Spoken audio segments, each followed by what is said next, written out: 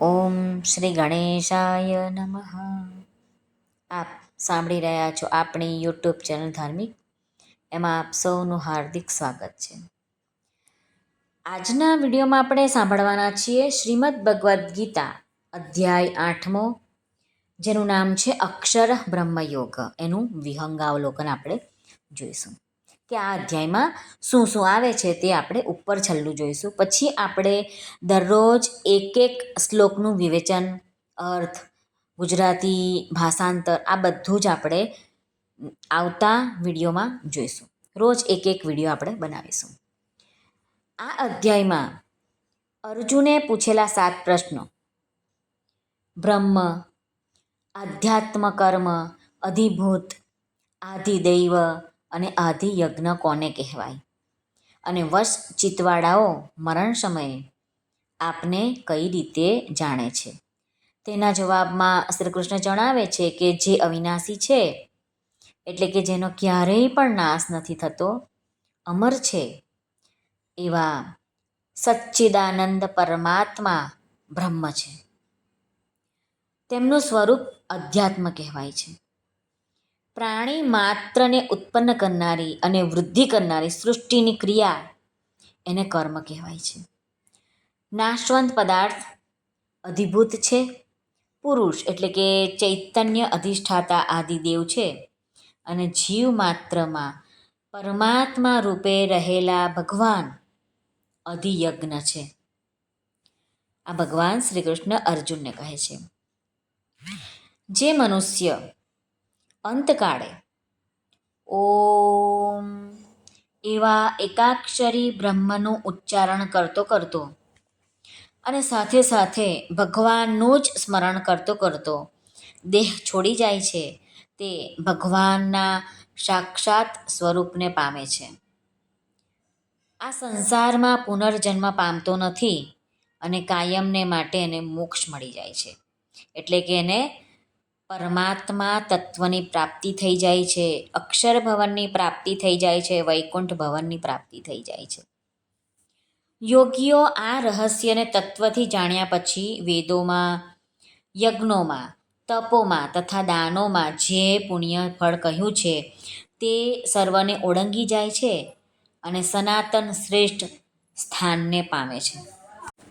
આ અધ્યાયમાં ભગવાન કહે છે કે જે માણસ એના અંતકાળે જે પણ ભાવ સાથે સ્મરણ કરતો કરતો, જે પણ ભાવ એના મગજમાં હોય, એના ધ્યાનમાં હોય, એવા ભાવ સાથે સ્મરણ કરતો કરતો મૃત્યુ પામે છે, એ જ ભાવને આધારિત એનો બીજો જન્મ નક્કી થાય છે. ભાગવત કથામાં આપણે સાંભળ્યું છે કે ભરતજી મહારાજ જે ભારત ખંડના રાજા હતા, પોતાનું રાજપાટ બધું છોડીને ભગવાનને ભજવા માટે ગંડકી નદીના કિનારે આવે છે. અને ત્યાં ગંડકી નદીમાં એક હરણના બચ્ચામાં મોહ પામ્યા અને હરી હરી કરતાં કરતાં હરિણના બચ્ચામાં હરિણ હરિણ થઈ ગયું. અને અંત સમય આવ્યો એમનો, ત્યારે હરણના બચ્ચામાં એમનો જીવ રહી ગયો. એટલે હરિણ હરિણ હરિણ એમ કરતાં કરતાં મૃત્યુ પામ્યા. એક ભારત ખંડનો રાજા મૃત્યુના સમયે હરિણમાં જીવ રહી ગયો, તેથી તે આગલા જન્મમાં હરણમાં એ હરણની યોનિમાં એમનો જન્મ થયો. અને ત્યાં પણ એમને ભાન હતું કે હું આ રાજા હતો અને ભગવાનને પામવાને માટે નીકળ્યો અને હરણના બચ્ચામાં મોહ પામીને આ મને હરણનો અવતાર મળ્યો છે. તેથી તેમણે હરણના જન્મમાં હરિનું સ્મરણ કર્યું. તેથી તેમને બીજો જન્મ એટલે કે ત્રીજો જન્મ મળ્યો એક બ્રાહ્મણ કુટુંબમાં. અને ત્યાં પણ એમને ખબર હતી, એમને જ્ઞાન હતું કે મેં આ 2 જન્મ તો મારો બરબાદ કરી દીધો છે, આ જન્મે તો મારે પ્રભુની પ્રાપ્તિ કરી લેવી છે. આથી તેઓ બુદ્ધિ હોવા છતાં પણ એક મૂઢની જેમ વર્તતા હતા. અને અંતે ત્રીજા જન્મમાં એમનો ઉદ્ધાર થઈ ગયો. એ જ વસ્તુ ભગવાન અર્જુનના માધ્યમથી આપણને કહે છે કે તું સર્વકાળે નિરંતર મારા નામનું સ્મરણ કર અને ઊભો થા અને યુદ્ધ પણ કર. એટલે યુદ્ધ એટલે આપણે કંઈ યુદ્ધ કરવાનું નથી, તલવાર લઈને નથી યુદ્ધ કરવાનું, પણ આપણે યુદ્ધ કરવાનું છે આપણા મનના વિચારો પર, આપણા વિચારોના દ્વંદ્વો પર. આપણા મનના વિચારોમાં પણ દ્વંદ્વો છે, સુખ દુઃખ, માન અપમાન, હાનિ લાભ, સત્ય અસત્ય. તો આમાં પણ આપણે યુદ્ધ કરવાનું છે. આ પ્રમાણે ભગવાનમાં અર્પેલા મન બુદ્ધિથી યુક્ત થવાશે તો જ ભગવાનને પામી લેવાશે. આ અધ્યાયમાં આપણે જાણીશું કે પરમાત્માને પ્રાપ્ત કરવા માટે મનુષ્યોએ શું કરવું જોઈએ.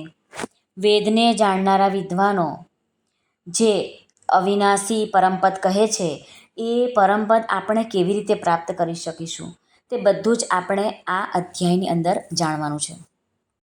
ભગવાન પોતાના મુખથી કહે છે કે જે માણસ મારામાં અનન્ય ચિત્ત થઈને સદાય નિરંતર મુજ પુરુષોત્તમને સ્મરે છે એ નિત્ય નિરંતર મારામાં જોડાયેલા યોગીને હું સુલભ છું.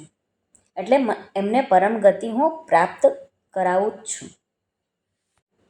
પરમ સિદ્ધિને પ્રાપ્ત થયેલા પરમાત્માઓ ભગવાનને પામીને ક્ષણભંગુર એવા પુનર્જન્મને પ્રાપ્ત નથી થતા, પરંતુ કાયમને માટે ભગવાનની ચરણોની સેવા કરવા માટે વૈકુંઠવાસી બની જાય છે.